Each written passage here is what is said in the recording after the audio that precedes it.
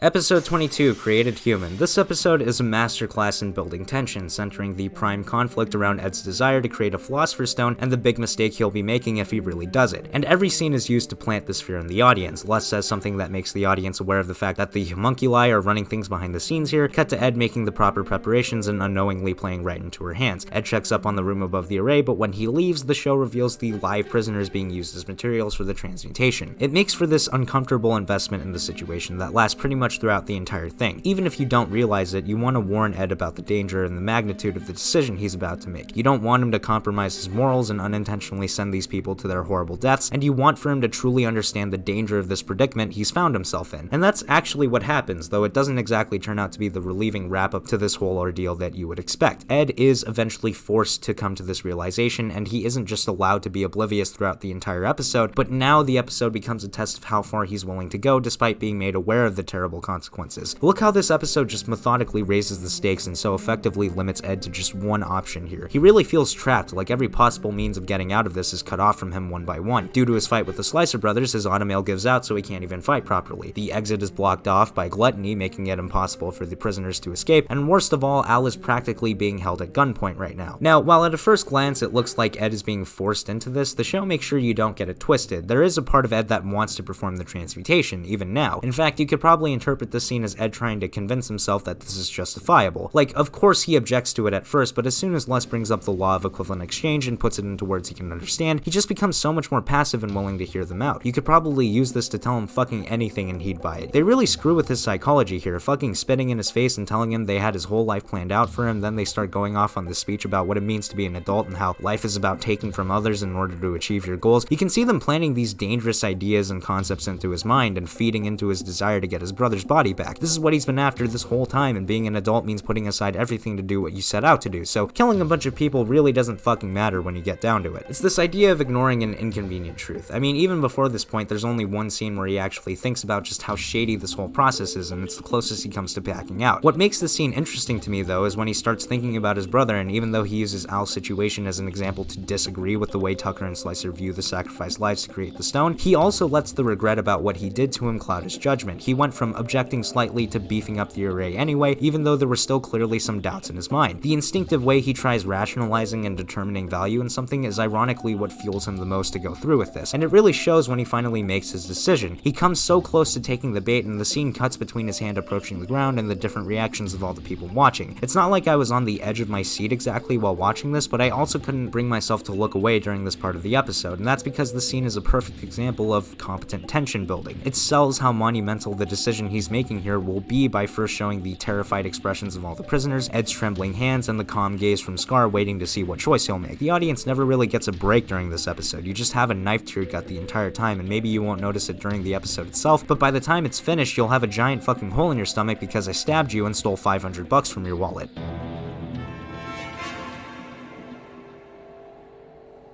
Sorry, Al, but I just can't do it. Fucking pussy. If there's anything bad I have to say about this episode, it's that the climax is a bit underwhelming. It has some really good setup with the military getting ready to storm Lab 5 and Scar bursting in to get Ed and Al out of their little predicament, but then Ed just randomly steps on a red puddle that sends him into a rampage and starts damaging everything around him, which by itself is fine, I guess. It just adds to the intensity, but the tension goes away a bit too quickly for my liking. I don't know. The rest of the episode continuously ramped up the pressure, and to see it all evaporate instantly like this just feels a bit off. I don't hate this scene though. It's definitely a little cheesy, but at least it feels like a serviceable cap off to the relationship between these two and the little arc that they went on. I just wish it didn't come at the cost of having such a meh climax to an otherwise amazing episode. Now that the main stuff is out of the way, I wanted to briefly talk about the opening scene of the episode. It actually has one of my favorite jokes in the whole show, involving a setup where Mustang calls Hughes in the middle of the night, and at first you're led to believe that this is a serious matter by both the dialogue and the quiet atmosphere, only for it to be revealed that this is just about Mustang not getting any screen time recently. It's hilarious, but I also found it to be an interesting way to play with the show's ego-driven theme that connects a lot of the characters. The situation is bad, and this really isn't the time, and yet the personalities of all the major players still find a way to make it about themselves somehow. Aside from the surprisingly underwhelming climax, this episode was pretty awesome and kept me engaged from start to right before the finish line. But even after it fumbles a little, it still manages to end on one of the most badass images in all of anime history. 9 out of 10. Episode 23, Full Metal Heart. Let's get the elephant out of the room right away. This is the episode where Al starts having his existential crisis, which is the weakest plot point and all of FMA. However, I actually think this episode is much stronger than I remember it being. For one, there's a very consistent and powerful visual motif set up by this shot here of Hughes looking at a brutal crime scene. The blinding gleam from the floodlights gives off this enigmatic, almost uncanny feel to the scene, and as soon as it's over, this is what Ed and Al's hospital room looks like. It's subtle at first, but the lighting becomes more and more noticeable as the episode progresses. It's to the point where it starts looking like a different version of the show because of how overpowering the light can be, kind of like a competent version of Brotherhood. This is something the show itself feels actively aware of because it frequently cuts away to other characters, giving us a good contrast between how the show usually looks to how it looks whenever Ed and Al are present. Whenever it's just Winry looking for Armstrong at the train station, Sheska and Hughes doing their little comedy routine, or Alicia celebrating her birthday, there's a real warmness to the color palette and the faces of all the people there. But then when you cut back to the hospital room, it constantly feels like there's something fogging up my glasses, and every time I wipe them, nothing changes, and then I get mad and start beating the shit out of my dog. Something I like about the scenes unrelated to Ed and Al, though, is that there's always a brief reminder to keep the drama between the two in the back of your head. There are beams of light peering in through the gaps of the train station's roof, as well as the windows in both Mustang's office and Hughes' house. Even when they're away from Ed and Al, other characters can't help but be affected by them. This is especially the case for Winry. Despite Hughes dragging her to his daughter's party as a distraction, she as well as the audience can't help but think about what she's being distracted from. There's also a disturbing lack of music during these scenes. Whenever Al responds in a detached way to Ed, the show just lets these two sit in these uncomfortable silences with only some background noise to keep them company. Even when Ed is throwing a tantrum about not drinking his milk, there's no jovial, fucking TikTok hyperactive music playing. There are only a couple of sound effects. It's like whenever the show tries to return to normalcy and have these characters interact how they usually do, something still feels off. It's not that easy to just forget about what's going on and go back to how they usually act. The only scene about either of the brothers where you don't have this blinding light constantly getting in the way of your vision is when Al finally gets away from Ed and spends some time reflecting on the roof alone. Aside from the clearer view, these scenes also feel a lot less claustrophobic. Instead of being tucked into a tiny corner, the show makes note of how big the roof is. It's pretty refreshing to see this, actually. It feels like I'm getting a breath of fresh air myself, and once Ed comes up to join him, there's surprisingly no change. The sky is still clear, and that damn light is nowhere to be found. That is until Ed brings it back himself when he performs his alchemy. It's a clever way of alluding to the thing that caused this whole situation in the first place, while also showing the unintentional effect that Ed has on Al in this episode. I think this episode succeeds in dealing with this underlying tension and visually portraying that feeling of uncomfortability between these two. It's the implicit tone and emotions that it really gets right. However, when it comes to actually starting up conflict, it can be more than a bit clumsy. For example, when Ed jokes about Al's body not needing to eat, it feels pretty forced in the sense that I can't really imagine Ed, a character defined by his regrets over what he did to his brother, ever thinking this is an okay thing to say. Like, obviously he doesn't mean to make fun of him or anything, and he clearly tries using it as a way of alleviating some tension, but that would be like me bringing up a war veteran's traumatic experiences of watching his friends die in front of him for the sake of conversation. And of course, I have to talk about the final scene of the episode. It's just so goofy. The things Al says here are really over the top considering what caused this whole ordeal were the deluded and insane ramblings of a comic relief character. It's probably better in Japanese since in the dub, Al literally sounds like he's trying out for a part in a terrible school play, but it still probably sucks because dragging out the resolution to this conflict just doesn't make that much sense. If they had just ended this plot point here, it would instantly be an improvement over the manga's version since the build-up in this episode was actually pretty fucking strong. Unfortunately though, they make a severe miscalculation and try to flesh this out even more in the next episode, and oh boy, was it a terrible decision. Those two scenes aside, I do think this episode is overall good, and it actually succeeds at portraying this conflict in a way that was compelling even though I had no expectations for it. 8 out of 10. Episode 24, Bonding Memories. I don't even know where to fucking begin with this episode. To be fair though, that's probably because my notes are a jumbled and discombobulated mess containing lines such as big explosions, Looney Tunes, so fucking boring,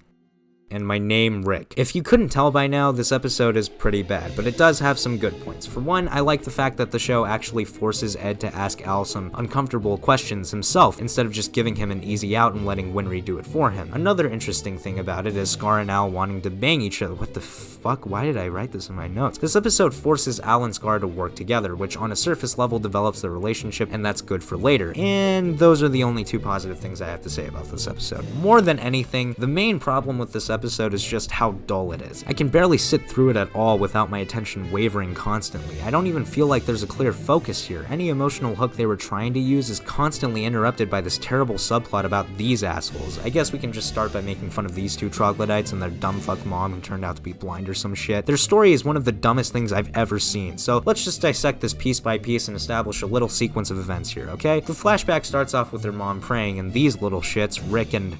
Fuck, I don't even know this guy's name. I only remember Rick because what kind of fucking name is Rick for an Ishvalan child? Whatever, I'm getting sidetracked. They come out of their room and they open the fuck out of this door. Like, they don't even try to be quiet while opening it. But for some reason, they start sneaking past her, and you're probably thinking, oh, they're trying to get out of the house to play or something. But no, it turns out that they just wanted to sit at the bottom of the stairs. Don't know why you felt the need to sneak past her then, but you do you, I guess. So they're playing with their ghetto-ass airplane, making a ton of noise still, but then there's an explosion and soldiers come busting through the door. Now, initially, it looks like their mom runs away because she wants to save her own skin instead of helping her sons, but later on in the episode, we find out she was actually blind, so it turns out that she went into their room to look for them, and I shit you not, when she runs into that room, there's a brief pause, and then she just fucking explodes. This is some actual Looney Tunes shit. Like, you couldn't make a scenario more comical than this if you tried. It gets really stupid, though, when you consider just how strangely specific and convenient the writing in the scene is to get these characters into these positions in order for the flashback to play out the way it does. When these two dipshits sneak out of their room, there's literally no incentive for them to do so, since all they were trying to do was play at the bottom of the stairs. So the only reason they're sneaking here is to make sure the mom doesn't notice in a later scene that they're right in front of the soldiers in order to make it seem like she just abandons them. But it still doesn't make complete logical sense either. I mean, she must have heard them open the door to their room, right? And she must have heard them make those stupid ass airplane noises while they were sitting there, right? This show also expects you to believe that these two would never have figured out the deal with their mom, which is a pretty big ask if I'm being honest. You're telling me they lived with her for years and never noticed there was something off about her? What, she never bumped into a bunch of shit and had them help her walk around? The only reason they couldn't have known is if some higher being made it that way in order to give them a burning resentment for their mother, so that this episode could work to fix that in the sloppiest way possible. The pendant thing is so fucking stupid. It's some pure Mizushima bullshit, stopping a bullet by being in the exact spot where Rick was about to get shot. Talk about stupid coincidence for the sake of getting across an extremely ham-fisted point about Rick's mom protecting him. Normally, I'd be on the side of the people who tried to shoot him, but the villains of this episode also suck pretty bad. These guys are the most generic goons you could ever throw into a story just to have some added conflict because the rest of your plot is too fucking boring on its own. They don't even make any sense because their job is to exterminate these Ishvalans who are hiding out in some refugee camps, but instead of just charging in to kill everybody like they were paid to do after finding the camps, they kidnapped one child and used him as bait to lure 3 specific people out of the camp into their base. Why do they do this, especially considering the fact that at the beginning of the episode they didn't try anything like this and actually just went in to kill people? I don't fucking know, but what I do know is that it's boring and gets in the way of potentially actually interesting stuff, primarily the interactions between Al and Scar. They only have 2 actual fucking conversations with each other, aside from a brief exchange they had while riding in a car. There's a scene where Al asks Scar if he senses anything human about him, even with this weird-ass body, and Scar just walks away like it's not even worth dignifying with a response, which by itself is fine. It's a perfectly serviceable setup to the emotional payoff when Scar finally answers his question and says he's still human. That payoff being the only other interaction that Scar and Al have in this episode. So in between the setup and payoff to that interesting way to develop the relationship between these two, there is nothing that builds up to that point at all, and it's because of just how much this episode gets distracted, even though this should be the focus of the episode. Most of the episode is actually dedicated to fucking Rick and his stupid mom, and I know there's some relevance to Al's existential crisis in the sense that both Al and these two are having some issues over their memories of their mother, but that's something the show conveys to the audience in the least interesting way possible by having Al just fucking spell out all the parallels between the important characters for this episode. Those parallels were already incredibly clumsy and contrived, but expositing the point of them like this just makes it even worse. But none of that matters, since this shouldn't even be in the episode in the first place. It's this huge distraction that makes the whole thing feel really cheap, like it didn't know what it was supposed to be about, so it just tried to cram in as much unneeded shit as possible, hoping it would stick the landing, and ended up failing miserably. This should have just been a simple episode about Al reflecting on his humanity and confiding in an unlikely ally, and the emotional catharsis should have only come from both Al and Ed deciding to actually talk things out instead of running away from each other. But that's not what happened, and because of that, I give this episode a 4 out of 10. That's it for this video. Thanks for watching, and sorry it took so long. I'm a lazy person.